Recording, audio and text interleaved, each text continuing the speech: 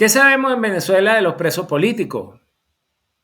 Sabemos de Lilian Tintori gritando ¡Leo! Sabemos de una madre anciana como la mamá de Luis de la Sota Quiroga tratando de ver a su hijo en las mazmorras sótanos del Dijesín. Sabemos de defensores de derechos humanos, pues eso se ha convertido en un negocio. Defensores de derechos humanos. Pero de cómo vive un preso político, de eso sabemos muy poco. Y hoy vamos a hablar de eso después de la intro.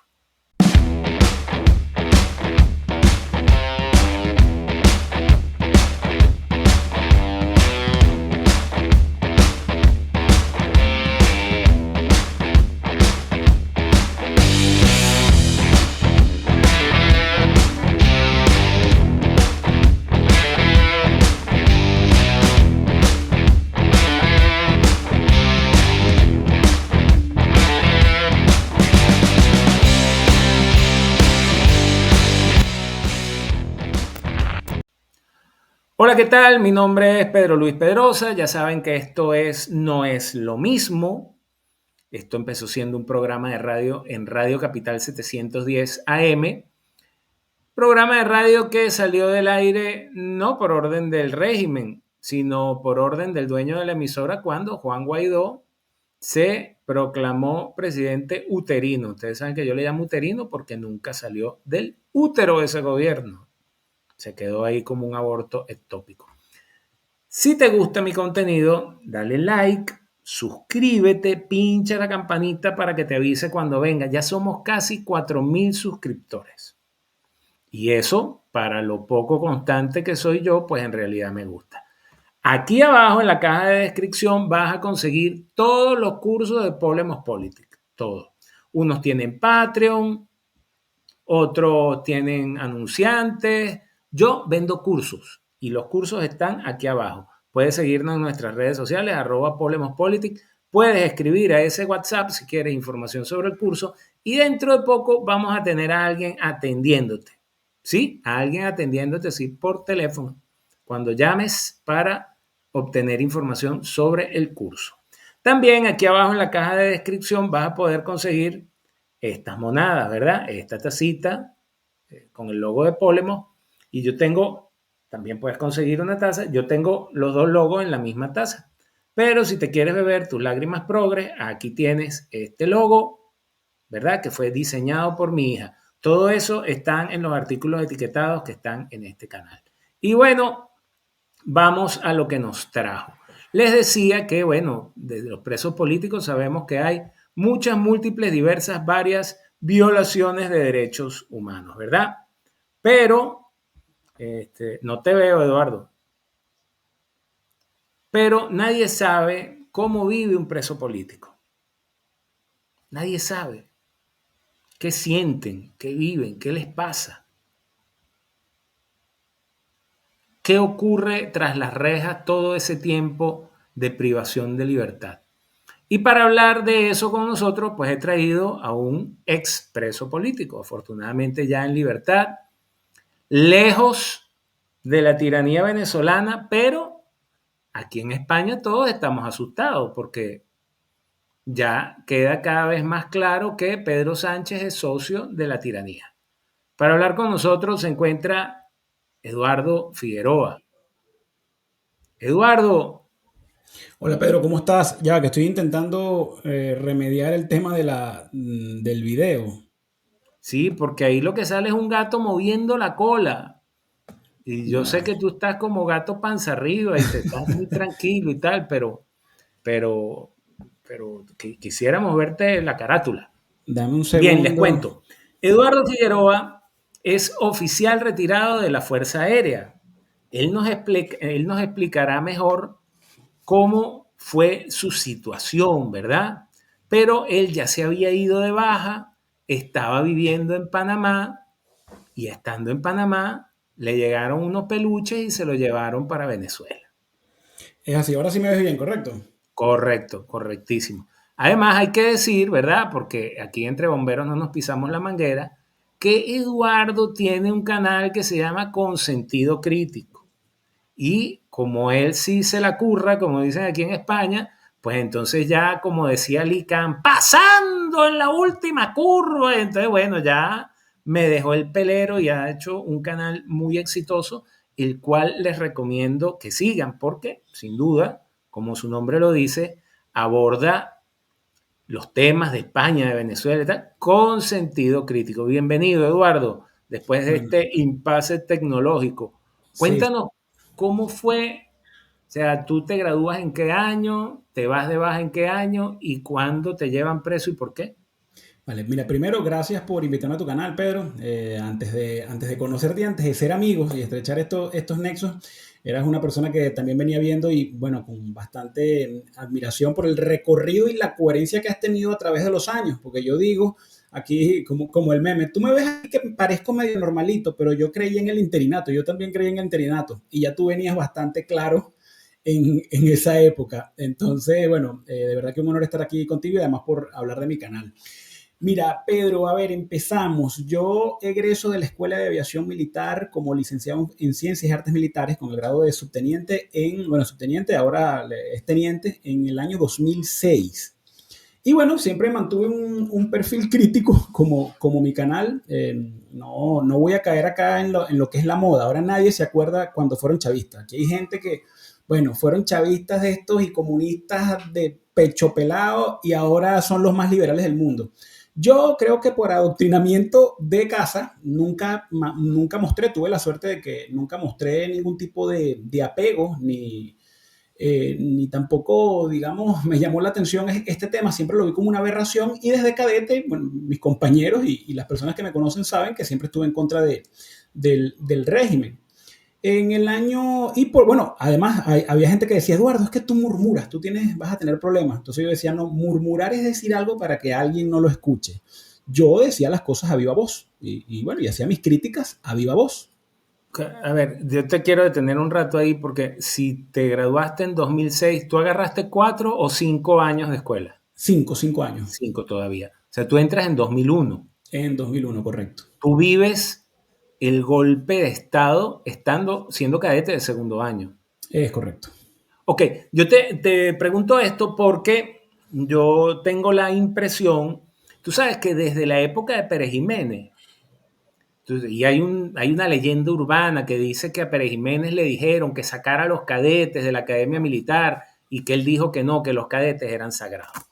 Entonces, había la leyenda urbana esa de que los cadetes son sagrados. Pero, yo sí lo viví, yo era oficial activo, yo me fui de baja en 2008.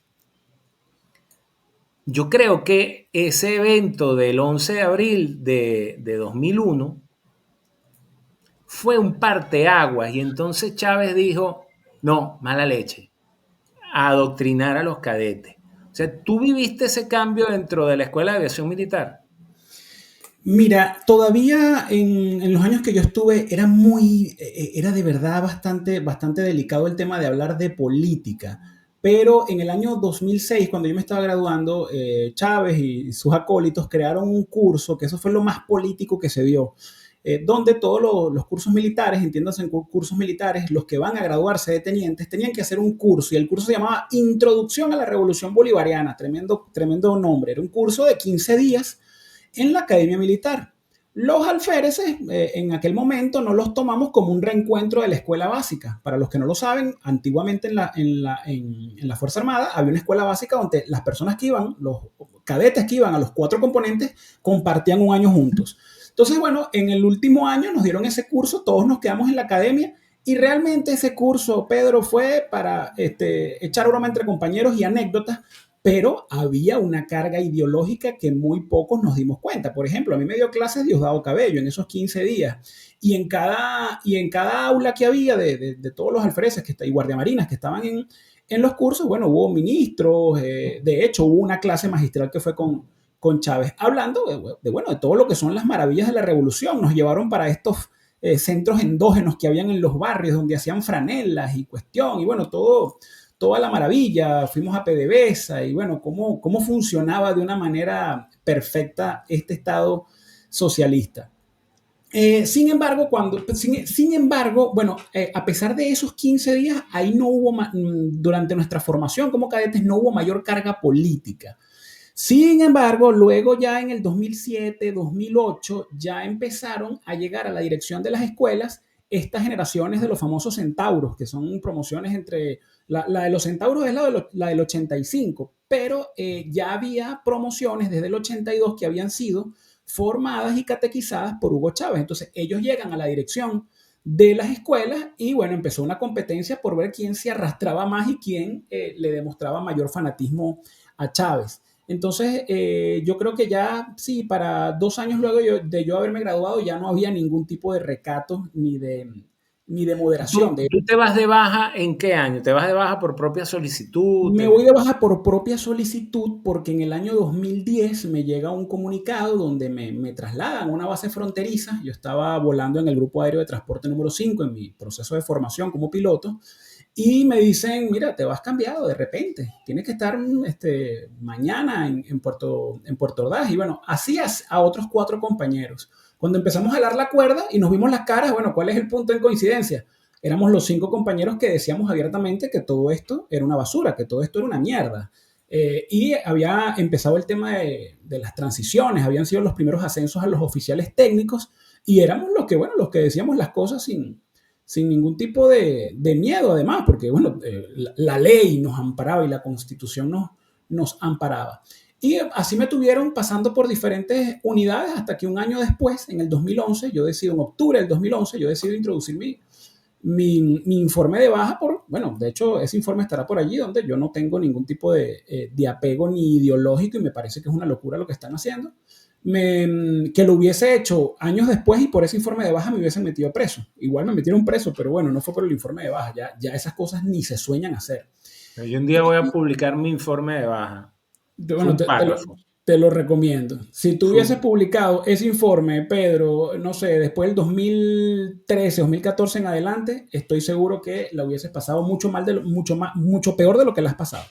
Pero Yo, bueno, yo, yo dime. metí la baja en 2008, en enero. Y en marzo estaba haciendo lo que le llaman la vuelta al mundo. La vuelta al mundo. Entregando Oye, pistolas, carne y todo. tú nombraste ahorita los centauros, ¿no? Para quienes no estén familiarizados. Los centauros son la promoción de la Academia Militar de Venezuela, de la cual Hugo Rafael Chávez Frías fue comandante del curso militar. Ya Eduardo les acaba de explicar que los cursos militares, en el caso de la Escuela Naval, el curso naval, son el último año, ¿verdad? Los que ya están para graduarse. Esos son apartados del resto de las compañías, duermen todo el quinto año, el cuarto año ahorita, en una compañía aparte, hacen vida con el batallón, pero hacen otras cosas aparte. Y así como cada compañía tiene un oficial comandante de compañía, el curso militar tiene un oficial de grado superior al resto de los comandantes de compañía que comanda el curso militar. Chávez fue comandante del curso militar de la Academia Militar del año 84 al 85. Y él con ¿sabes? Su mente alienada de puro excremento bolivariano, ¿verdad? Y yo no voy a ahondar en ese tema, pero algún día haré un programa en particular sobre Bolívar y lo que es Bolívar en realidad, y eso está ampliamente documentado. Le metió en la cabeza que ellos eran los centauros. Hay un personaje en particular que ya me voy a acordar del nombre, lo que pasa es que tú nombraste los centauros y no quise dejar pasar esto, que traiciona a Chávez y no era un centauro, era el centauro, era el hijo René, ya me viene, era el hijo predilecto de Chávez. Ese señor, durante el 4 de febrero, era capitán. O sea, él se graduó en el 85, ¿verdad? El Centauro. Y durante el 4 de febrero es capitán comandante de una compañía de cadetes en la Academia Militar. René Gimón Álvarez. Bingo, me vino. René Gimón Álvarez. El 3 de febrero, Rojas Suárez, que era oficial del batallón Caracas, o no sé si del batallón Oleari, pero de uno de esos que le da servicio al Ministerio de la Defensa o a la Comandancia General del Ejército, llama a Jimón Álvarez y le dice: capitán, el golpe de Estado es esta noche. ¿Entendido, mi capitán? ¿Qué no contaron los golpistas? Que René Jimón Álvarez era el novio, hoy es el esposo, de la hija del general Delgado Gaiza, que era el director de la Academia Militar de Venezuela. Entonces René Jimón Álvarez se ve en la tesitura, como dicen aquí en España, de tener que capturar al suegro o al que iba a ser el suegro y serle leal a Chávez o sacarle el culo a Chávez y echarle paja.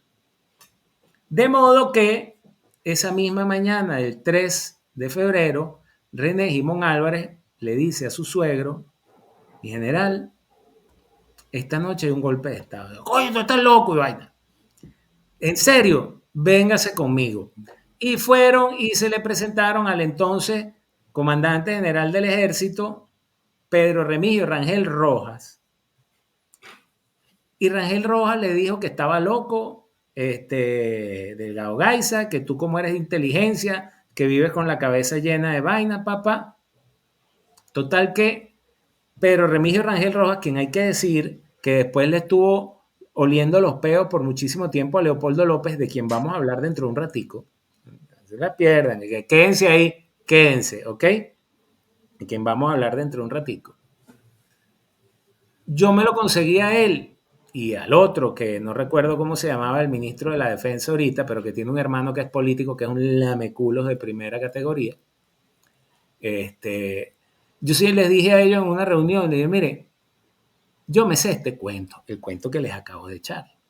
Entonces, ustedes son culpables porque o usted no le dijo al ministro de la Defensa, usted, comandante general del Ejército, no le dijo al ministro de la Defensa, o el ministro de la Defensa no le quiso parar bola. Todo parece indicar que en realidad el ministro de la Defensa de ese entonces también estaba involucrado. Ya también me voy a acordar del nombre de él. Tiene un hermano que fue diputado desde el partido un Nuevo Adeco. Ahí venimos. Entonces, llegamos al año 2011, donde tú te vas. Quería hacer este inserto por el tema de los centauros. Tú te fuiste de baja. Te fuiste de baja con la intención de: me voy de este país de una vez, o te quedaste trabajando en algo en Venezuela. No, hice bastante vida. Sabes que yo en ese momento todavía tenía muy románticas los conceptos y yo dije, bueno, bien, yo me voy de baja y entonces abrí una página que se llamaba Ojo Analítico. Empecé a estudiar, a fortalecer un poco ya los estudios superiores que ya yo venía trayendo y empecé a desarrollar otros porque yo decía, mira, aquí una de las salidas de esto es hacerles contrapeso, como haciendo política. Entonces, hola, ¿me escuchas, Pedro? Hola, Pedro, ¿me escuchas? Sí, que te traje al frente para dejarte hablando. Sí. Entonces, bueno, imagínate, yo pudiese hablar con el Eduardo de aquel momento, de hace 14 años, y le dieron una cachetada. Y yo, por Dios, estás en una dictadura. En dictadura no se puede hacer política ni contrapeso. Pero bueno, trabajé en industrias privadas, tuve una espectacular experiencia. Trabajé en las industrias lácteas de Venezuela, en Parmalat. Luego trabajé con una firma que le prestaba consultoría a una gran empresa o a varias empresas de centros logísticos que le llevaban la logística a McDonald's, a Subway, a Cines Unidos. Entonces, bueno, digamos que fui agarrando ya el tema logístico y también empecé a dar clases, tuve la oportunidad de dar clases en la Universidad Bicentenaria de Aragua y bueno, algunas otras cosas, pero también con el tema de deliberar en grupos políticos. En Aragua específicamente. Empecé a escribir artículos y bueno, ahí uno va en su lucha para ese momento un poco quijotesca porque estaba iniciando.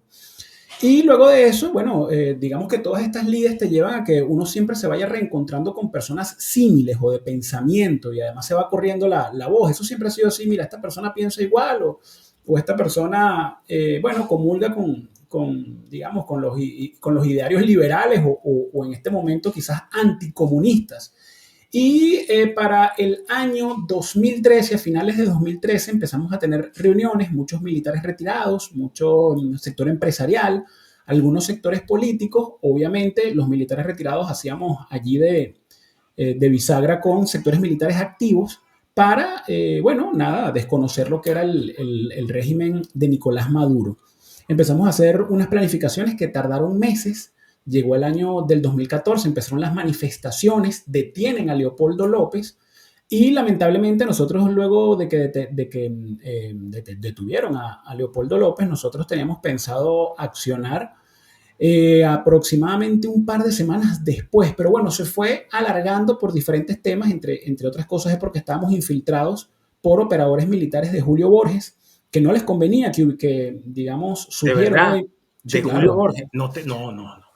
No te creo. Sí, sí, sí, sí. Entonces, lo sorprendente de eso es que ese mismo trabajo se fue repitiendo, fue copiar y pegar en múltiples organizaciones militares que se fueron llevando hasta hace, yo creo que hasta hace 3 años, que ya Julio Borges yo creo que dijo, no, ya, ya, listo, ya tengo 15 años en esto o 20 años, todo el mundo sabe que yo soy un chiste, entonces ni me asomo por ningún lado.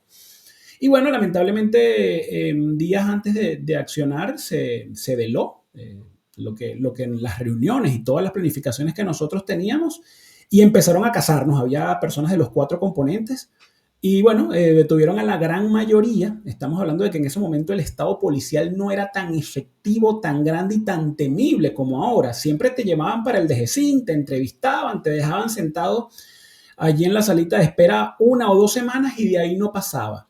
De hecho, ese fue el trato que le dieron a la mayoría que detuvieron, los enviaron a sus casas o los mandaron para otras unidades y a las 2 semanas sí los detuvieron. Es decir, se puede decir que nuestro movimiento fue el primer movimiento en donde el DGCIN dijo, epa, aquí tenemos que crear ya una receta, tenemos que crear un manual de cómo vamos a tratar efectivamente a la disidencia militar.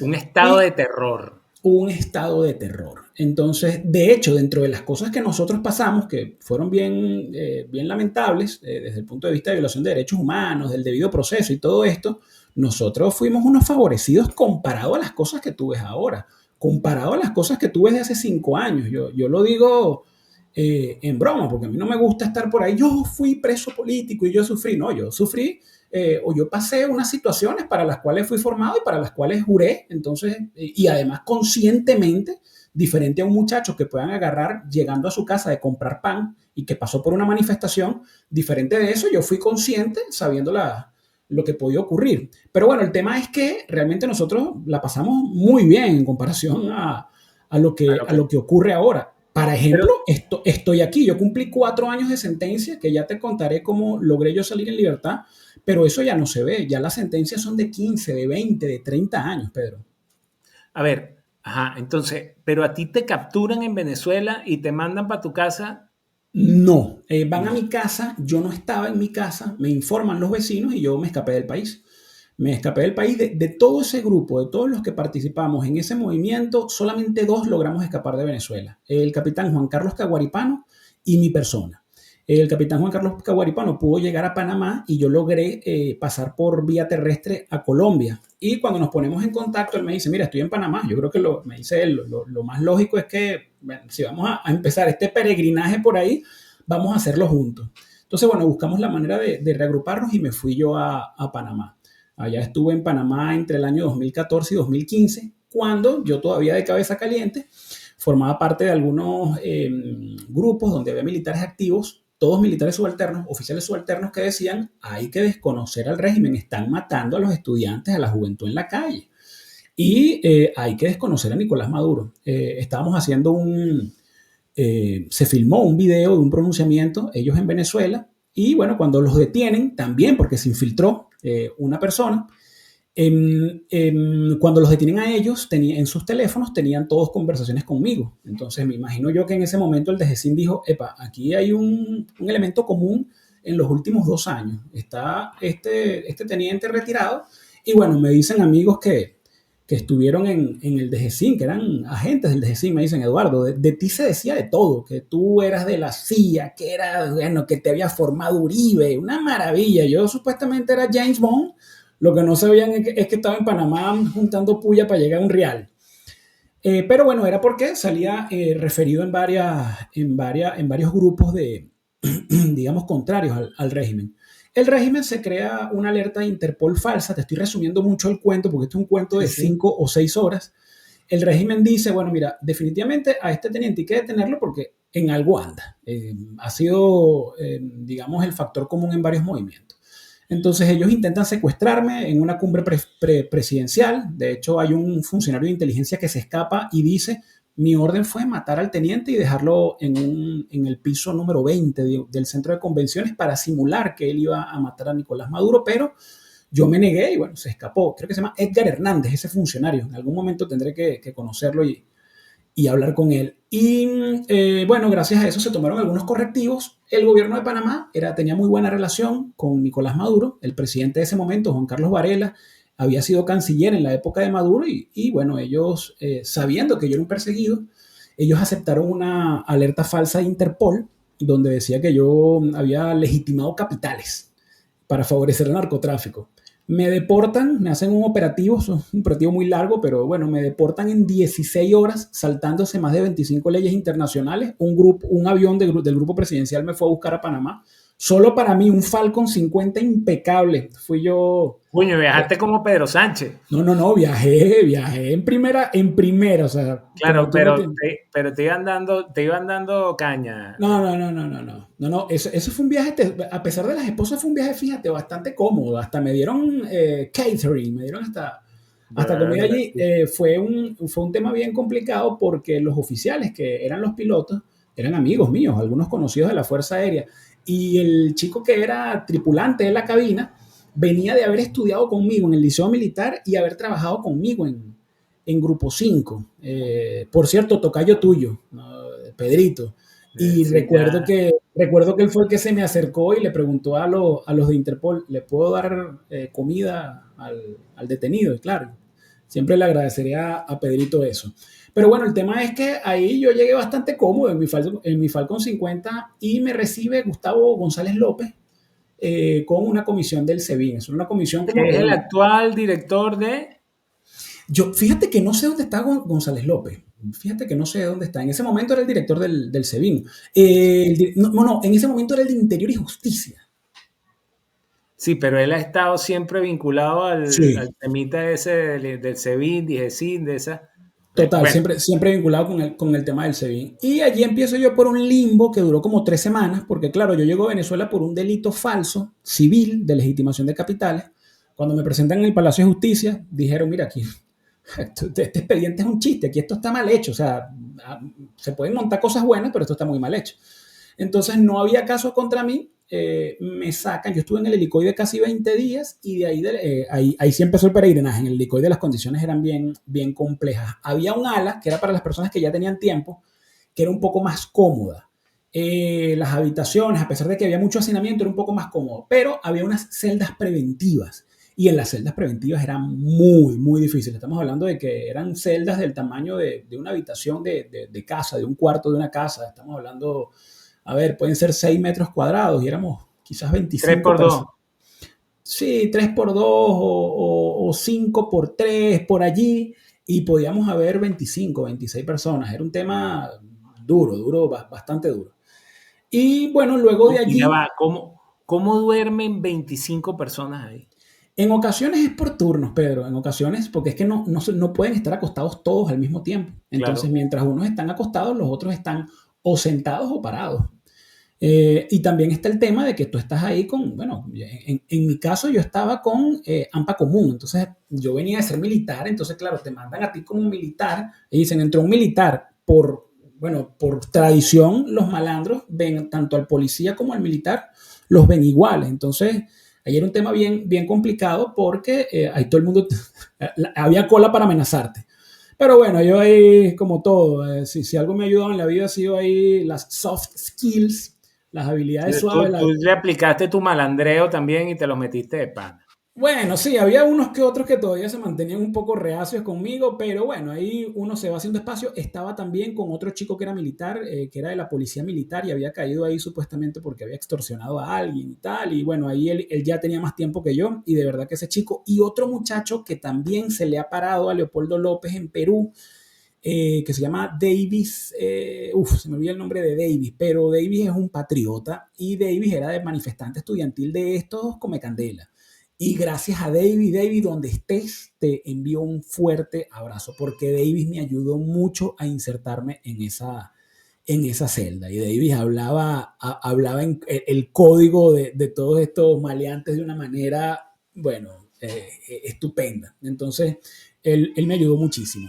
Pero bueno, pero el tema es que luego de allí, como ya no tenía caso, sale entonces un tribunal militar y dice, no, no, no, mándamelo a mí, ya que anda ese pobre muchacho por ahí sin nadie que lo atienda, dámelo que yo lo atiendo. Y me presentan en el Tribunal Tercero de Control en Fuerte Tiuna con Larisa Teis Ferrer, que debe ser ya coronel de la Guardia Nacional, una de las esbirras y uno de, bueno, de los brazos serviles y lamebotas y bolas del régimen, porque en ¿Cómo muchos se casos llama? Larisa Teis Ferrer. Ella es muy famosa porque fue juez de control de muchos casos de presos políticos militares. Entonces, y claro, tenía que tener un perfil porque es una juez que, bueno, tal cual lo que pasó con el capitán de corbeta Costarévalo, así te estén torturando enfrente de ella, ella pues tiene que hacerse la vista gorda de eso.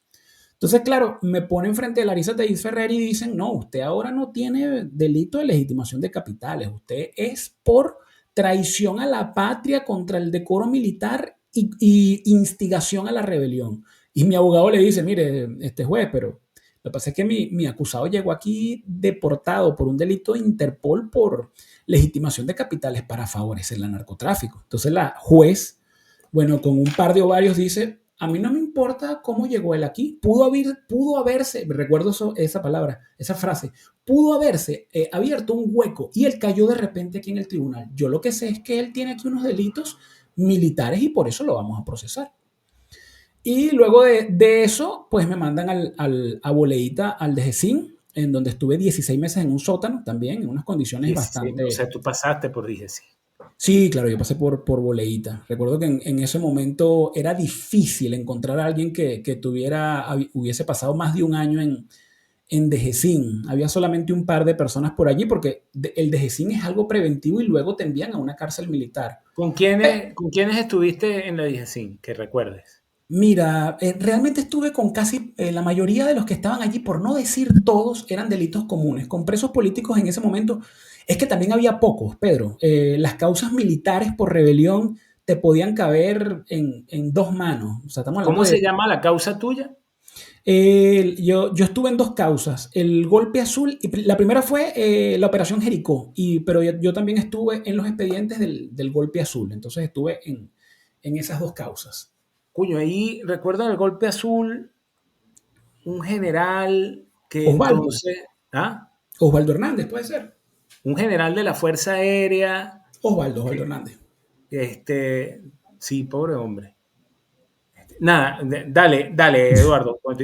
16 meses en 16 DGC. meses en ese sótano, luego por las denuncias que se hicieron y bueno, una cantidad de situaciones que pasaron allí, las condiciones en el DGCIN eran muy, muy, digamos, muy adversas, porque claro, estás en un sótano de 25 metros con luz encendida todo el día, tú no ves el sol, no hay aire circulante, entonces te fatigas mucho. De hecho, tú tiendes, después del tiempo, hay envenenamiento en la sangre por la concentración tan alta de dióxido que hay. Entonces, bueno, el tema de las visitas también eran, a pesar de que eran todos los fines de semana, las visitas eran en algo que llaman la pecera. Dicen la pecera porque tú estás rodeado de espejos y te están viendo tal cual en las películas. No están contigo allí, pero te están viendo. Entonces tú difícilmente puedes abrazar en este caso, a tu esposa o a tu familiar. Era bien, bien, bien complicado eso. Pero bueno, el tema es que luego de varias denuncias, también mi estado de salud se vino a menos, sobre todo el tema de la tensión y también las complicaciones por no llevar sol, llevaron a que me pudieran trasladar a Ramo Verde. Y el traslado a Ramo Verde, dentro de toda esta pesadilla, fue lo mejor que me pudo haber pasado, porque en Ramo Verde tú por lo menos tienes acceso a ir a una cancha, a llevar sol. Hay una biblioteca, en el momento en que yo llegué estaba cerrada, pero luego se pudo abrir, entonces, ¿Quiénes digamos, eran, quiénes estaban, a ver si la pegamos? ¿Quién era el director de Ramo Verde cuando tú llegaste? mira, cuando yo llegué era un coronel del ejército. Fíjate que no recuerdo el apellido del tipo, pero no lo recuerdo. Es porque el tipo no fue malo. Ojo, el tipo era un esbirro y permitía que fueran a requisar el DGCIN y bueno, te hicieran lo que sea. Pero lejos de nada más de autorizar lo que era el DGCIN, el tipo no jodía más. El Pero, tipo, ajá, eso me interesa porque tú me dices, y ya nos contarás cómo eran las requisas, que además me has contado, así cuando hemos conversado, que eran constantes y que te volteaban la habitación, te quitaban los libros y tal. Pero no eran los custodios de la cárcel lo que hacía, sino que un día llegaba el DGCIN, venimos a hacer requisa. Y exactamente. como ellos no te, entonces ellos venían de afuera porque a ellos no les tocaba interactuar contigo en ningún momento y entonces te volvían mierda la celda y se iban. Y a ti también, a ti te desnudaban, te entraban a golpes, te tiraban arrodillado desnudo, con la frente al piso, te lanzaban perros, eso era ya rutinario. De hecho, ya uno sabía cuando llegaba el DGCIN, porque llegaban unas comisiones hasta de 100 hombres, hombres y mujeres. Entonces ya tú sabías que era lo que venía, ya uno más o menos tenía un protocolo a seguir, pero siempre, bueno, era complicado. Sobre todo el tema de ellos era buscar teléfonos, porque en ese momento nosotros teníamos a Raspuncel en la torre de al lado. Nosotros le decíamos Raspuncel a Leopoldo porque estaba en una torre solo, realmente no estaba solo, realmente estaba bastante cómodo para estar preso porque tenía hasta salón de juegos para sus hijos. Pero bueno, eso nosotros en ese momento no lo sabíamos. Entonces, claro, se filtraban fotos de Leopoldo cuando Lilian gritaba y pedía fe de vida. Los presos políticos militares éramos los que dábamos la fe de vida, los que podíamos pasar fotos, videos de los pronunciamientos que hacía Leopoldo, porque realmente pensábamos que estábamos, bueno, digamos, apoyando algo justo o algo necesario. Y luego, bueno, recuerdo yo que Leopoldo hizo su juramento: yo seré el último en salir de Ramo Verde. Échale bola. ¿Qué pensarán los presos políticos militares que tienen ya una década desde que Leopoldo López dijo eso? Más de una década, 11 años desde que Leopoldo dijo: yo seré el último en salir de esta cárcel. Bueno, Eh, hay una persona que yo no la voy a nombrar porque que fue íntima, amiga y purruñi del séquito de Lilian. Yo no la voy a nombrar aún porque ella me dijo que iba a decir cosas, pero no estoy autorizado aún por ella. Ella la está pasando muy mal, emigró, estando en el exterior le secuestraron al hijo y tal. Y ella me dice que sí, que Leo que tenía un apartamento ahí, sí, se estaba muy como televisión satelital y demás, por Dios. que Comía la tenía carta. Leopoldo, él no podía comer la comida Ramo Verde porque tenía miedo a que lo envenenaran. Entonces a él le permitían que una camioneta blindada, porque era una camioneta blindada, desayuno, almuerzo y cena, le llevara la comida. Él no tenía imagínate, que hacer la cola. igualito que cualquier otro preso. Por eso yo Claro, por eso a mí cuando yo le digo, mire, preso político el general Vivas, que salió con la columna partida en dos, ¿ok? exactamente. Que por cierto, yo no voy a juzgar al general Vivas por todo lo que pasó, pero yo creo que ya lo tocaron y lo compraron. ¿Por qué? Y Porque no en se vio estos más de él. días, ¿ah? No, No yo se vio tampoco he más de sabido él. más de él, pero en estos días salió el bolsiclón el imbécil de Rodrigo Diamanti, felicitando a la hija del general Vivas que se estaba graduando en Harvard. Yo no creo que el general Vivas haya tenido los reales para, o sea, yo creo que le dijeron, mira, te vamos a meter, hay que recordarse que, por cierto, si tienen la oportunidad de estudiar en Harvard, no lo hagan, Freddy Guevara es profesor. O sea, es como que te diga que vas a estudiar en la Complutense y te vas a conseguir a Pablo Iglesias. Es la misma mierda. Pero yo creo que el general Vivas lo tocaron por ahí. Pero yo te creo todo eso porque además yo me enteré, hubo una época en Ramo Verde que un superior mío era el subdirector y un compañero mío era el director de la cárcel. No sé si tú estuviste con el gran Boston Silva. Boston Silva, por supuesto, Y eso fue la cuando peor. les digo No, gran es porque en realidad Boston Silva era gran, ¿ok? De cadete era un obeso que entró a la escuela naval apalancado porque había sido infante de marina y era el que le pulía las botas a un oficial. Y entonces entró a la escuela de oficiales. Boston Silva era un llorón. Boston Silva no terminaba los trotes. Boston Silva no debió haberse graduado en la Escuela Naval de Venezuela. Y el Hizo superior carrera en mío, casa militar. ¿ah? Hizo carrera en casa militar. Sí, exacto. No sé si estaba gordísimo cuando era el director de la cárcel, pero el de cadete era obeso. Yo le voy a mostrar aquí la vaina que yo tengo de que yo me tomo el peso todas las mañanas, ¿ves? Ya te lo voy a mostrar. Entonces, para que veas, ¿no? Entonces, a mí me dice que yo tengo cierto nivel de obesidad. En serio, o sea, pasa que yo mido 1,80 m. Bueno, pero a usted le parecerá irrelevante, ¿ves? Mira, a ver, ajá. ¿Ven la rayita? Ahí, alto. O sea, peso alto. Y entonces luego te dice que si grasa visceral. Bueno, Boston, si alto está aquí, bueno, Boston necesita tres celulares más, ¿no?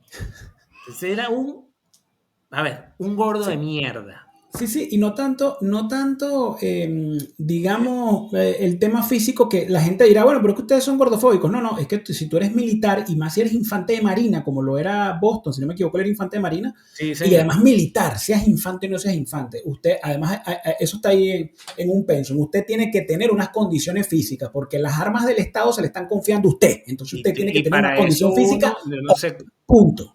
yo no sé cómo era en la aviación, en la aviación militar, en la Fuerza Aérea, pero a nosotros semestralmente nos hacían una prueba física. Yo recuerdo la última prueba física que yo hice, yo soy hipotenso, ¿ok? La maestra que me tomó la atención antes de la carrera eran 2,4 kilómetros, una broma así. Dice, ay, mi teniente, usted se toma una valeriana y cruza el páramo. Sabes que la valeriana te baja la tensión. Entonces, a ver, pero te nombro a Boston. O Es que quiero sea, hablar de Boston, porque hablar de Boston es importante, y de Pinto el que te llevaba 2 años, y no, él nos de... llevaba 3 años y Ah, luego lo bueno. retardaron. Pero Pinto era una joya de. Tú sabes la imagen de la flojera en la escuela naval. El segundo apellido de él, no sé si lo recuerdas, a mí se me... Pinto verde. Pinto Verde, por supuesto. Pero tú me vas a confirmar porque a mí esta persona que te digo que no la voy a mencionar aún, me contó que Leopoldo López en la época, en la administración Boston Silva, de hecho a Boston lo sacan de ahí, bueno, le puso un iPad y mochila a cada hijo de cada custodio y entonces regalaba vainas y tal como para garantizarse que se iban a portar bien con él. Sí, sí, sí, Eso es claro. así. No, Pedro, cuando yo llego a Ramo Verde, a mí me llama la atención de que había un gimnasio. Y cuando yo me asomo en ese gimnasio, brother, era un gimnasio bien equipado. Yo, coño, y todo esto, no, no, esto lo equipó Leopoldo, con la condición de que lo comparta con el resto de los presos. Entonces, claro, había un horario, Leopoldo iba en la mañana para su gimnasio cerrado solo para él, y en las tardes el resto de los presos podían tener acceso, no todos, digamos, los que más o menos se mantenían ahí en los cánones, tenían acceso al gimnasio. Cosa maravillosa, al día después de que se va Leopoldo López, el gimnasio lo cierran, sacan todas las máquinas y lo convierten en una celda de aislamiento para presos políticos. Y yo tuve la lamentable experiencia de ser uno junto a Ronald Ojeda, que en paz descanse mi hermano, junto con Ronald Ojeda y algunos otros presos políticos, fuimos los que inauguramos eso. Eso lo convirtieron en una cámara de tortura porque era agobiante. También era un estado de hacinamiento que nosotros teníamos ahí brutal. Y dentro de esas condiciones estábamos bien porque hubo otros presos políticos que durante la gestión de Pinto Verde y de Boston Silva los trasladaron para cárceles comunes, entiéndase cárcel común, la 12 de julio, que está en San Juan de los Morros. Y digo que es Ahí estuvo complicado, en paz descanse, ahí era donde estaba Vasco da Costa, ¿no? ahí estuvo Vasco da Costa un tiempo, sí. Y digo adversas porque son cárceles donde tú como militar, si te sueltan, si te soltaran libre con la población, no vas a durar 5 minutos. En lo que te suelten en el patio te van a dar 100 puñaladas. Entonces era bastante complicado. Los presos políticos entonces, a pesar de estar en una cárcel, en ese momento la, cárcel, la 12 de julio, la 26 de julio, no recuerdo ahora específicamente la fecha, que es de la Revolución Cubana además, gracias a Dios que no me acuerdo de esa fecha. Además de eso estaban aislados, o sea, estaban doblemente jodidos. No, la administración todavía, mira, yo hablo con familiares de presos políticos actuales. En los últimos 10 años, la peor administración, la que violó más derechos humanos, la que, bueno, la más inhumana que hubo fue la gestión de Boston Silva con Pinto Verde, o había un capitán también de corbeta de apellido rusa y había, se me olvidan, lamentablemente no me los... Laya había también, era un capitán de corbeta técnico, bueno, todos fueron de verdad terribles, terribles, terribles. Fue una mala gestión y en esa gestión los custodios diariamente hacían requisas, ya no nada más era el de Gesín, eran los custodios y también eran requisas bastante, bastante fuertes que violaban, bueno, cualquier derecho humano creado y que esté por crearse. Ronald estuvo contigo. ¿Quién más recuerda? Bueno, Francisco, ¿cómo es que se llama? Mi alférez auxiliar, vale. Bien, chico. Navas Lugo. Navas Lugo, él estaba en el piso 2. Él Navas estaba en Lugo el piso. fue. Yo recuerdo con cariño a Navas Lugo porque él venía. Él fue de mi pelotón en la escuela básica. Y yo venía de ser cualquier cosa menos un militar. Navas Lugo siempre me trató con gentileza. O sea, yo lo que te estoy diciendo, a mí mi periodo de adaptación en la escuela básica me costó. De hecho, y ahorita me da risa y me arrepiento, ¿no? Pero yo me quise ir de baja en esos 3 meses del periodo de adaptación en la escuela básica. Y no me preguntes por qué, me quedé. Y cuando me vine a dar cuenta me estaba graduando. Pero Navas Lugo fue, siendo cadete de primer año, era distinguido y fue sumamente, no éramos amigos, no éramos, él era el distinguido del pelotón y siempre recibí buen trato por parte de él y lo recuerdo. Después nos conseguíamos, ¿sabes? En los pajazos, las tertulias que se montaban, cuando no son pajazos de eso que ustedes se imaginan, ¿ok? Nosotros le llamamos, en la vida, los militares dicen, coño, vamos a montar pajazos, es que vamos a hablar paja, ¿ok? Entonces, los pajazos que se montaban ahí en el patio de las academias, ahí entre el EFOFAC, cuando tú ibas para los desfiles del 5 de julio, el desfile era a las 2 de la tarde y te llevaban a las 6 de la mañana, y entonces cuando continuar, y entonces terminaban todas las formaciones disueltas y tú te ibas a hablar con el amigo tuyo que tenías en la EFOFAC y en la academia, entonces en Navalugo siempre nos conseguíamos y siempre hablábamos, y bueno, sé que estuviste con él. ¿Cómo se llama el compi tuyo que está en Estados Unidos? Él estuvo también contigo. Luis, sí, claro, Luis Lugo. Luis Lugo. Luis Lugo. Y también estuve con un héroe que se deberá recordar, que se llama Rafael Arriaza, no como, no como el Vil Arriaza que nosotros conocemos. No es Rafael, familia de Jorge. no. Arriaza fue una grata experiencia. Es más, fíjate tú, para que tú veas que en las cosas de la vida, esto yo no lo he contado, Pedro, y he dicho que lo voy a contar en mi programa, pero bueno, lo voy a contar aquí. Yo tuve una complicación, una de las violaciones de derechos humanos que hacía Boston era que a los presos políticos, por más complicación médica que tú tuvieras, él no permitía que te trasladaran al hospital militar porque tú eras un preso peligroso y tenías riesgo de fuga. Entonces hubo muchas personas, incluyéndome, que se les complicaron las situaciones. A mí se me encarnó una uña y esa uña se convirtió en una infección. El dedo gordo de mi pie izquierdo era una abominación. Yo todos los días, Dios mío, bueno, buscaba, veía qué hacía, me empezaron a meter antibióticos, porque de paso ni siquiera te permitían meter antibióticos, entonces por contrabando metíamos antibióticos y ella se me controlaba y luego, bueno, volvía el tema. Un tema bien complicado. Cuando termina la gestión de Boston Silva, yo logro ir al hospital militar. Y lo primero que me dijeron es, amigo, usted no perdió ese dedo de milagro. Y empezó un tratamiento bien fuerte de antibióticos.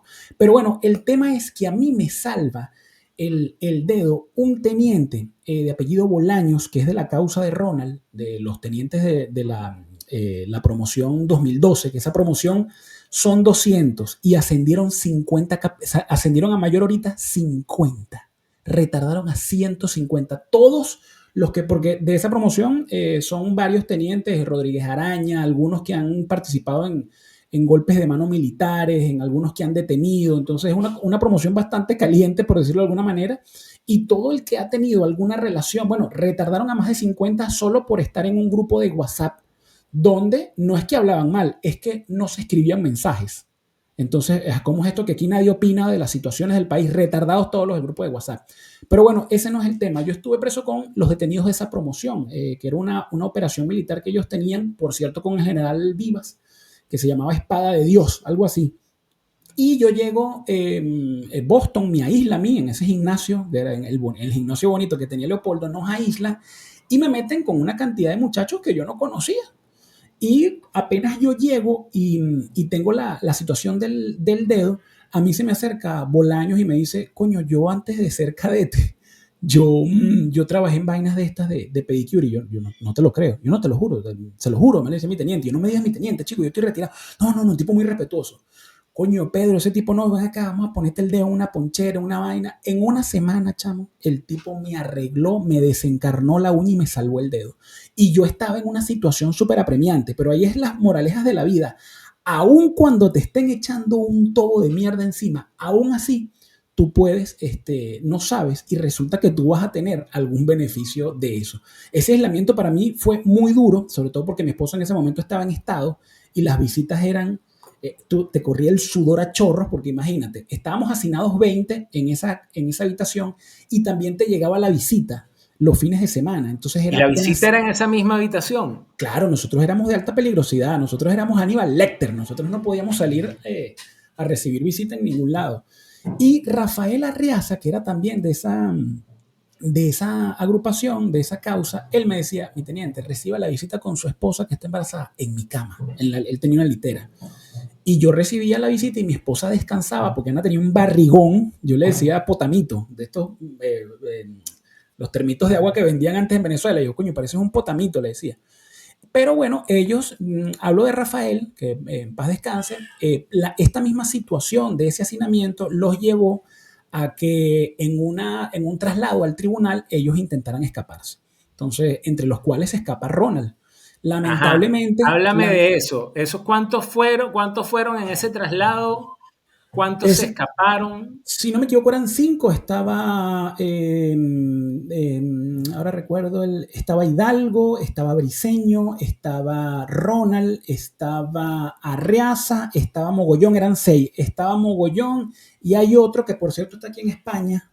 Uf, no me acuerdo, también un buen amigo. Ellos eran seis que intentaron escaparse. Lamentablemente, los que logran luego evadirse fueron Ronald, Briseño e Hidalgo y Mogollón en plena, porque ellos, digamos, neutralizan a los custodios que llevaban el machito, los lanzan del machito, y cuando lanzan a los custodios del machito, uno de ellos se lleva a Mogollón, al teniente Mogollón, y Mogollón cae como a 60 kilómetros por hora de cabeza. Mogollón está vivo de milagro. Y bueno, lamentablemente Mogollón queda detenido. Este otro chico, que ahora no me acuerdo el apellido, él también fue detenido.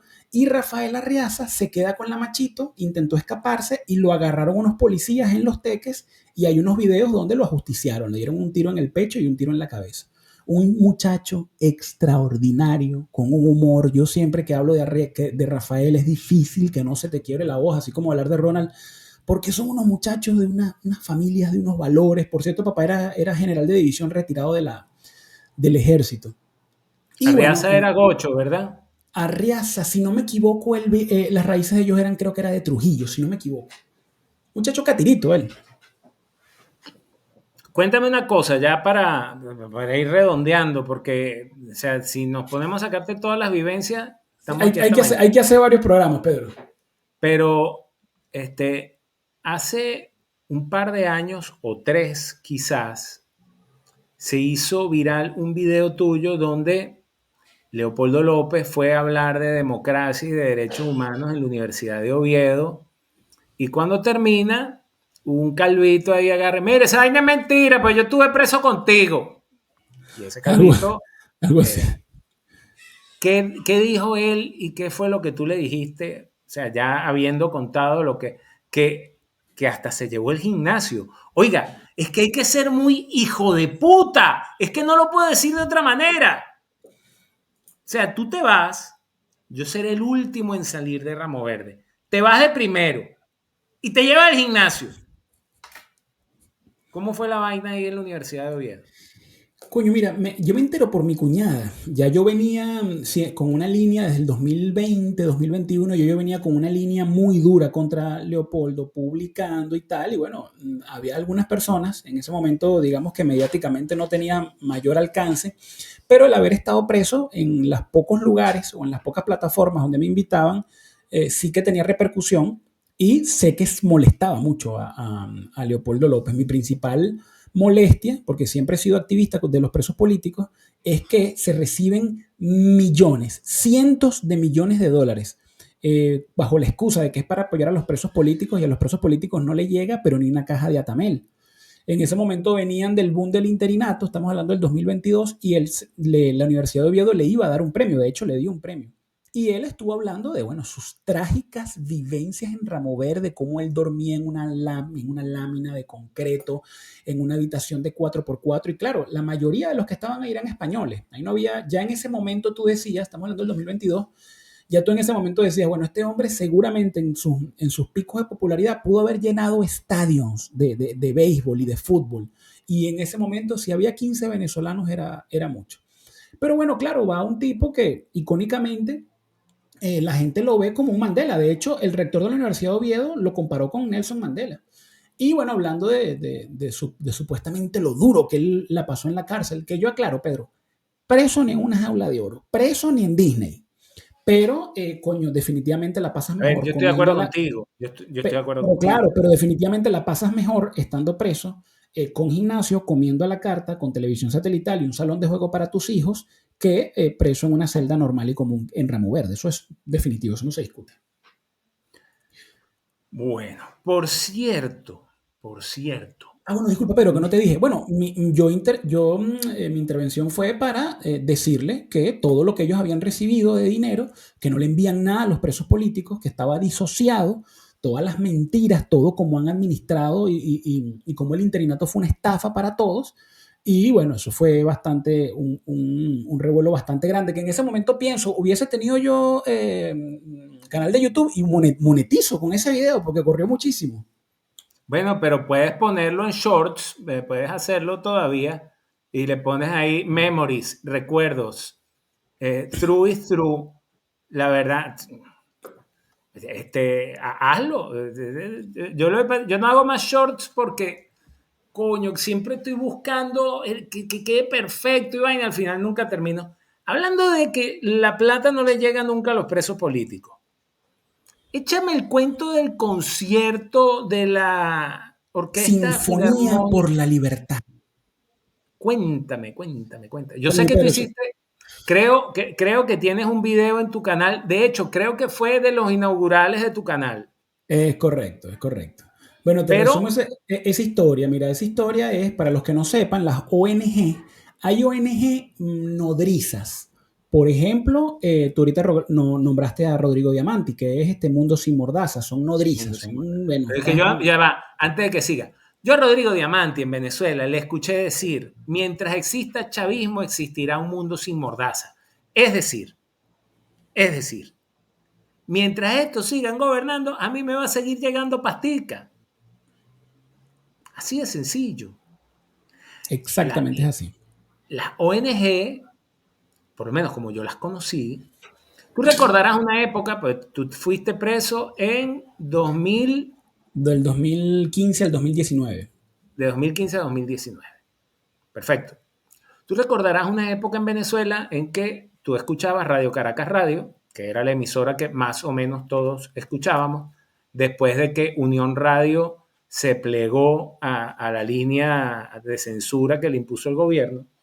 Pero entonces escuchábamos, y entonces tú escuchabas Plomo Parejo, Nitu, ¿cómo era que se llamaba el otro que me tiene rechera a mí, broma? Y así nos va, toda esa gente. Y cuando iban a publicidad, entonces, ¿qué era la publicidad? Mundo sin mordaza, ciudadanía activa, voto joven, todas las ONG. O sea, las ONG mantenían a Radio Caracas Radio. ¿Ok? Pero no lo digo por eso, sino porque había ONG que yo la quiero para individuos antichavistas, género fluido. Topum, aquí tienes. A la Aquí hay una carta las ONG hay. para eso. A la carta, como tú las quisieras. Depende ¿Qué de la eran las ONG? institución, eso es un monstruo creado por voluntad popular. Depende de la institución a donde le vas a pedir, porque ellos no van a poner, si le van a pedir plata a la Konrad Adenauer, ellos no van a mandar a la misma ONG que le envían a, qué sé yo, Por supuesto. al Council Foreign en Estados Unidos, por darte un ejemplo. Konrad Adenauer, National Endowment for Democracy, International Republican Institute, USAID, Agencia de Cooperación Europea para... Diferentes perfiles, totalmente, claro. ¿Qué era la ONG? La ONG en aquella época, le estoy hablando hace de 15 o 10 años, metían un proyecto. Yo llegué a presentar proyectos en el International Republican Institute, Y te porque, aseguro que no te lo probaron. vale, ya voy para allá, ya voy para allá. Adiós, gracias, adiós, gracias. Adiós, gracias, claro. Adiós, gracias. ¿Por qué? Porque, o sea, el pasa es que el IRI, que es el International Republican Institute, ya estaba muy casado con la oposición, pero mi proyecto, que siempre ha sido anti-LGBT, anti-aborto, anti-globalismo, siempre, desde hace mucho tiempo, desde antes de que los españoles se dieran cuenta de esa vaina, yo sabía que si yo iba a USAID, no lo iban a aprobar, porque USAID estaba controlado por una señora que venía del Partido Demócrata, como en el National Endowment for Democracy, que también es del Partido Demócrata, no lo iban. Pero ¿qué pasa? Entonces tú llevas un proyecto y ellos se voltean y hablan con sus partners, con sus socios en el país. Y entonces, por supuesto, esos dicen, no, ya va, mira, estos tienen un presupuesto de tanto para Venezuela. Si se mete uno más, todos los que estamos comemos menos. Pero además, es que el tema de las ONG en Venezuela en particular se convirtieron en satélites de partidos políticos. Entonces, una ONG percibía entre 300 y 700 mil dólares al año, que hace 10 o 15 años eran mogollón de pastizal en Venezuela, contrataban una publicidad en Radio Caracas Radio, hacían un evento una vez al año en el CIEC de la Universidad Metropolitana, donde le pagaban $100 a cualquier bolsa como yo que fuese a dar una conferencia, se pagaban su nómina y todo lo demás para dónde iba, para pagar nóminas y para pagar propaganda en partidos políticos. Entonces todos los partidos políticos tenían su ONG satélite. O si no, mira que quedé corto aquí, ok, fulano, dale tanto a este y vaina. Dice, ¿por qué ahora no hay ONG en Venezuela? Ah, bueno, porque el chavismo las prohibió, sí, pero las prohibió para tenerle las pelotas bien agarradas a los partidos políticos y para decirle aquí te financio yo también. Entonces, ¿qué ONG montó Sinfonía por la Libertad, Eduardo? Una que se llama, está Mundo Símbolo, Voces de la Memoria de Víctor Navarro, una ONG mascota de estas grandes ONG nodrizas, como son el World Liberty Congress, que es de Leopoldo López, como lo son Mundo Sin Mordaza, de Rodríguez Diamanti. Que la novia también tiene otra ONG. claro, que se llama Defiende Venezuela. Ahora es Génesis, se llama la chica, porque ahí todo queda en familia. Y son ONGs inauditables, inauditables. Yo vengo diciendo esto hace un par de años ya, porque de hecho tú dices, mira, pero además que estamos como venezolanos, estamos en el derecho porque tú pides dinero en nombre de los venezolanos, pero si un venezolano te dice, mira, dame una auditoría de lo que tú has recibido en los últimos 10 años, ¡ah! No, tienes que sumar, no, no restes, tienes que sumar tú, ¿cómo es posible que tú no creas en la democracia, fuerza y fe, vamos hasta el final y todo el chorro de El baba? que se cansa pierde. El que se cansa pierde. Entonces mira lo que pasa con Sinfonía por la Libertad de Víctor Navarro.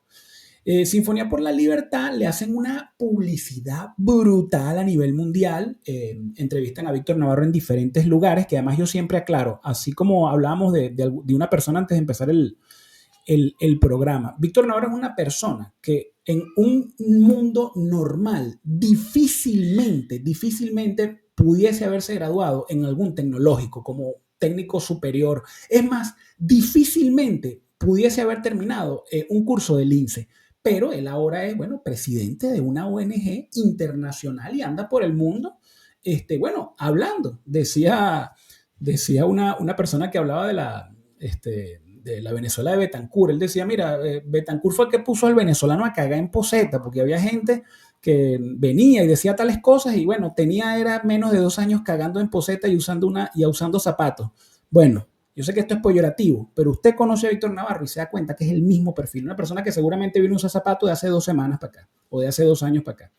Pero bueno, ese no es el tema, porque llama la atención como una ONG de tanto recorrido, ¿no? Y tanto apoyo mediático lleve una dirigencia tan incipiente. Pero bueno, ya uno sabe por qué nacen esas ONG.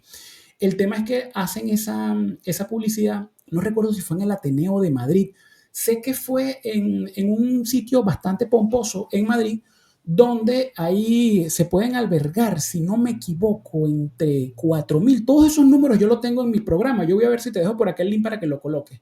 Yo sé que ellos llenaron el centro, ¿no? El Ateneo, el sitio donde fue el concierto. Y las entradas costaban, si no me equivoco, 15 euros. Cuando tú sacas la cuenta, en teoría, ese concierto tuvo que haber dejado más de 50.000 euros. A mí los familiares de presos políticos, también por razones diversas, que no quieren, porque ahora es un peligro ser familiar también de 60 presos mil políticos, euros. 60.000 euros. Ellos dicen, mire Eduardo, por favor, pregunta a este muchacho, porque antes de eso, junto con Molly de la Sota, nosotros, como no sabíamos que esto tenía que ver con voluntad popular, nosotros dijimos a los presos políticos, mira, van a hacer un concierto a nombre de los presos políticos. Y supuestamente, de lo que se logre, se le va a ayudar acá a preso político para medicinas, dinero, lo que sea. Bueno, pasa un mes, nada, 2 meses, nada, 3 meses, nada, y yo increpo a Víctor Navarro, mira, chamo, aquí está pasando algo, no cuentos estúpidos, que es que la aplicación, que es que las elecciones del 28 de julio complicaron todo y entonces, y yo, bueno, mira, pero esto es matemática chicharronera, ¿cuánto te entró y cuánto tienes? ¿Qué tantas aplicaciones? Bueno, dame una semana.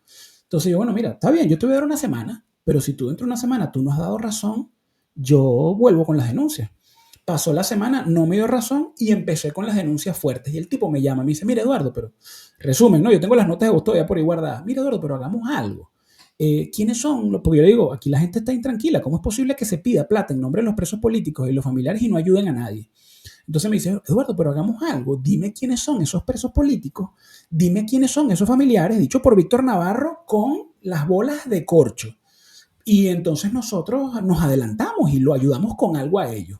Porque esa es la manera como actúan. Ellos cuando alguien va a hacer alguna denuncia, no vale, pero agarra tú ahí. Y de hecho también insinúan para que el que esté haciendo la denuncia, en este caso yo, me Cógete ensucie una las manos. vainita. Cógete una vainita para que te relajes un poco. Y a mí eso me emputó y empecé con las denuncias frontales.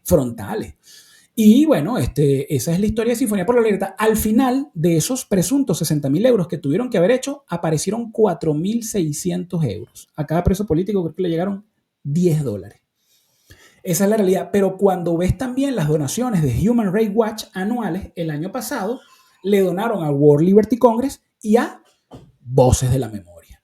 Entonces son ONGs que viven, bueno, la Dolce Vita, están ahí, son mascotas de Voluntad Popular y entonces Voluntad Popular dice, necesito la ONG de una persona negra homosexual, llama a Voces de la Memoria. Y ojo, yo no estoy diciendo aquí, ay, es que están discriminando. No, no, no, no, no. No, pero Es yo sí tan te voy a decir una delincuente. vaina. No, pero escucha, para aclarar esto, es tan delincuente el negro homosexual que se presta y además va en contra de la lucha de esos grupos porque se está prestando para la sinvergüenzura por su condición, es tan sinvergüenza y tan irresponsable y tan delincuente como el heterosexual católico que lo usan también para pedir dinero en Estados Unidos. Ejemplo, Bueno, Rodrigo Diamanti. yo te voy a decir una vaina. Yo te voy a decir una vaina. Porque tú acabas de mencionar a Molly de la Sota. Molly tiene una ONG y no le cae un duro. ¿Por qué? Porque, ay, mira, es que tráeme a Luis para ponerlo aquí con Leo. No, no. Porque Molly, tú lo sabes, se la mamó parada de manos, ella sola, para no depender ni de los otros, que son unos lacras todos, que se me habían olvidado. ¿Cómo es que se llama? El foso fecal. Perdón, el foro Foro penal. penal. El foro penal. Para no depender del foro penal, ni de Casla, ni de la madre que los parió. Molly le dio la vuelta al mundo por la libertad de su hermano Luis de la Sota, solita con los centavos de su bolsillo. Y como Luis no salió por acción de ninguna de esa gente, pues tampoco se va a poner al servicio, bueno, hasta ahora. Y si lo hace yo no lo voy a juzgar, pero no creo que se vaya a poner al servicio de ninguna de estas personas. No, no, definitivamente no, no lo hará. Eduardo, háblanos de tu canal de YouTube. ¿Cuántos suscriptores tienes ya? Chamo, tengo 4.492 antes de empezar este video. Estoy muy contento, cumplí 6 meses, hace el 8, cumplí 6 meses de canal. Yo venía de 1 año y medio colaborando con el canal de Factores de Poder y hay gente que me dice, Eduardo, pero qué rápido, qué rápido. Y entonces yo digo, no, no es rápido un carrizo, porque uno también tiene que hablar de las luchas. Este canal nace y yo empiezo colaborando con el canal de Patricia Poleo, a la cual siempre le agradeceré, porque me dijo, ¿quieres un espacio? Agárralo. Y yo le decía, ¿hay alguna línea y tal? Para saber si hay alguna línea y si yo estoy dispuesto a seguir una línea o no. Y él me dijo, Eduardo, habla de lo que quieras. O sea, tú ahí dices lo que te dé la gana. Al punto que a veces Patricia decía, por dar un ejemplo, coño, es que Pedro Pedrosa es un tipo bien de pinga. Y yo ese mismo día estaba sacando un programa diciendo, no, Pedro Pedrosa no es un tipo bien de pinga, un coño. Eso es porque muchas personas creen que uno, por lo menos en estos canales, es que a ti te obligan a decir una cosa. Por ejemplo, en Factores de Poder no fue así. Pero bueno, esto fue por la necesidad de abrir espacios para denunciar, Pedro. Porque los espacios como el tuyo, los espacios como el que yo he venido desarrollando y algunos otros han venido desarrollando, son contados. Y hay un financiamiento para podcast. Tú ves el podcast de John Goycochea, que es un chiste. Yo los invito a que lo vean, porque los que les dé curiosidad van a ayudar a las visualizaciones. Un podcast que se ve que tiene un presupuesto, Pedro. Y hay videos que tienen 100 visualizaciones, 50 visualizaciones, pero son podcasts que reciben dinero también de las ONG, de instituciones y tal. Y entonces nosotros estamos luchando contra dos grupos comunicacionales, que es el de la oposición, complaciente, mascota, y también con el del régimen. Entonces yo empecé en ese canal y yo dije, bueno, ok, ya más o menos he aprendido un poco, que uno todos los días va aprendiendo en esto. Y entonces yo dije, bueno, voy a abrir mi canal ahora y bueno, se han ido cumpliendo, gracias a Dios, las metas, vamos bastante bien y ahí seguimos. Así que los invito para que también estén. Los objetivos trazados no han sido alcanzados por ahora. Coño, casi. No, estos sí fueron alcanzados, Yo llevaba una métrica, yo decía, para los primeros 8 meses, coño, debo tener por lo menos 5,000 seguidores. Y bueno, resulta que en los 5 meses llegué a los 5,000 seguidores. Y para un canal pequeño es un ascenso bastante rápido. Vamos a ver si la petamos con este video y que aumente mi canal y que aumente el tuyo. Y bueno, ya te dije, te voy a pedir que le hagas publicidad a mis cursos también en tu canal. Cuenta con ello, hermano, cuenta con ello. Es más, lo voy a anotar aquí. Mira, a ver, publicidad Pedro, porque yo soy déficit de atención y entonces se me pasa. Mira, Pedro, aquí hay que hablar muchas cosas, pero también, claro, como los videos tan largos, también es difícil que la gente se nos quede. Mira, yo lo que me tienes es que comprometer y yo con todo gusto estoy desarrollando contigo más temas pues semanalmente, si tú quieres. Bueno, tenemos pendiente España for Dummies, segunda parte. Y así lo vemos los panchitos. Eso. Antes, coño, lo tenía en la cabeza y así lo vemos los panchos. Estamos montándolo. Eso va a ser un evento. Vamos a ver si empezamos en Madrid, en Oviedo, pero es así lo vemos. No como el de Chatén. Es asilo, de asilado, ¿verdad? ¿Y por qué los panchos? Porque aquí hay unos españoles casposos todavía que los que venimos de Latinoamérica nos llaman panchitos, ¿verdad? Entonces los panchos eran un trío, entonces vamos a hacer 3 panchos. De ninguno se llama Francisco, pero somos 3 panchitos. ¿Y de qué vamos a hablar, Pedro?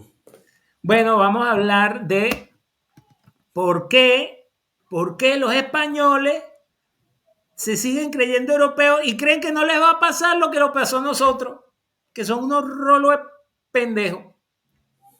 Ellos creen que no, es que esto es Europa. Europa, le dicen algunos, ¿no? ¿Sabes? Que nosotros somos europeos. A nosotros no nos va a pasar. Europa no lo va a permitir. De paso, que la Unión Europea hoy, yo lo repetiré todo el tiempo con estas mismas palabras, es un saco de pus con excremento. Pero Ahí, voy a enchufar la laptop que veo que se me está quedando sin batería.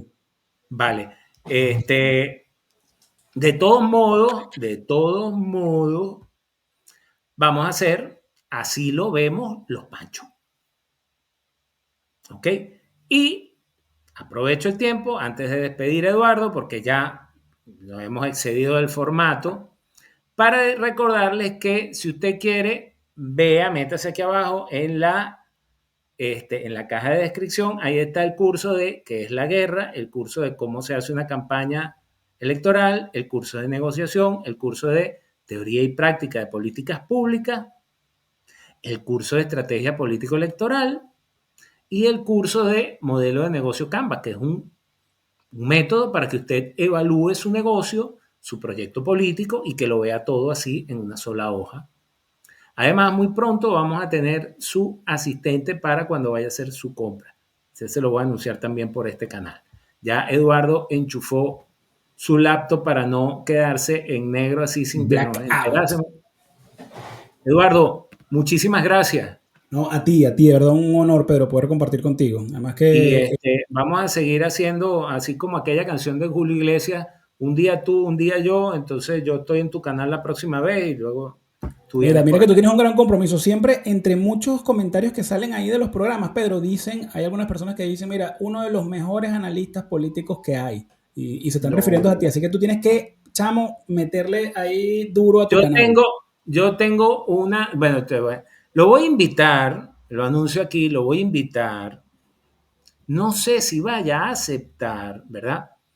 Pero yo tengo un pique personal con una persona a quien yo respeto mucho, todavía lo respeto, que es el profesor José Vicente Carrasquero. ¿Ok? Profesor José Vicente, @botellazo en Twitter. En Twitter y en Instagram y en todo lo demás. ¿Por qué? Porque hasta antes del 28 de julio, José Vicente Carrasquero está que no, que las elecciones, que tal, que... Y entonces él puso un post que no recuerdo lo que hacía, lo que decía, pero en el sentido de apoyar esas elecciones, y yo le dije, están legitimando la tiranía, no sé qué broma. Y entonces me contestó de una forma que yo no hubiese esperado que él me contestara. Me contestó que lo que hacía era fortalecer al régimen. Hace un par de semanas aproximadamente, José Vicente Carrasquero hizo un video corto, no recuerdo si en Instagram, si en TikTok, donde decía que no había forma de una transición democrática en Venezuela porque quienes gobernaban eran unos delincuentes. Y yo, pero me cago en la leche. O sea, ¿qué tuvo que bajar el arcángel Gabriel, San Rafael, San Agustín de Hipona, no sé, Santo Tomás de Aquino, doctor filósofo de la iglesia, para que tú, José Vicente Carrasquero, a quien respeto y que creo que